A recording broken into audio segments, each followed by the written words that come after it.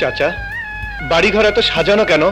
আর হেনা কোথায়? হঠাৎ করে ব্যাপক ভাইরাল হয়ে উঠেছে বাপ্পারাজের হেনা, কিন্তু কারণটা কি? চলুন এবার জেনে নেওয়া যাক। চাচা, বাড়িঘর এত সাজানো কেন? আর হেনা কোথায়? শুধু স্মৃতি রেখে যাও।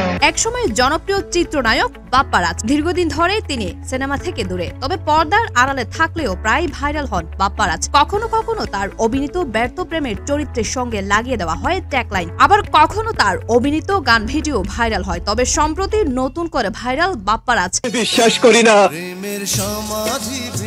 তার অভিনীত সিনেমার বিখ্যাত এক সংলাপ নিয়ে ফেসবুকে, টিকটক সহ বেশ কিছু সামাজিক যোগাযোগ মাধ্যমে চলছে বেশ হাস্যরস।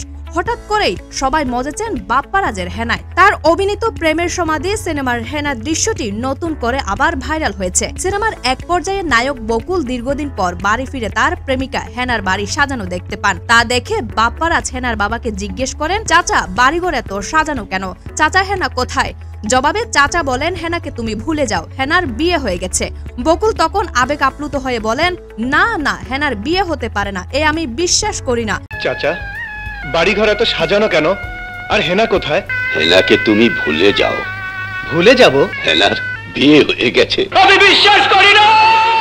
এরপর প্রেমের সমাধি ভেঙে মনের শিকল ছিঁড়ে পাখি যায় উড়ে যায়, শুধু স্মৃতি রেখে যায় গানটি বাজতে থাকে। প্রেমের সমাধি ভেঙে মনের শিকল ছিঁড়ে। দীর্ঘদিন পর এই সংলাপটি সামাজিক মাধ্যমে পুনরায় জনপ্রিয়তা পেয়েছে। ভাইরাল সংলাপটি নিয়ে অনেকে আবার টিকটক ভিডিও করেছে, কেউ দুঃখ প্রকাশ করে ভিডিও বানিয়েছে, আবার অনেকে বেশ মজাও নিয়েছেন। তুমি যাও, চলে যাও।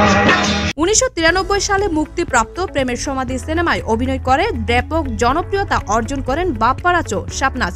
বাংলাদেশের চলচ্চিত্র জগতের অন্যতম জনপ্রিয় অভিনেত্রী শাবনাজ 1996 সালে নির্মম চলচ্চিত্রে অভিনয়ের জন্য তিনি বাংলাদেশ জাতীয় চলচ্চিত্র পুরস্কারে শ্রেষ্ঠ অভিনেত্রীর স্বীকৃতি পান। অন্যদিকে ঢাকাই সিনেমার নায়ক রাজ্জাকের ছেলে বাপ্পারাজ। 80 ও 90 এর দশকের বাপ্পারাজ উপহার দিয়েছেন অনেক হিট সিনেমা।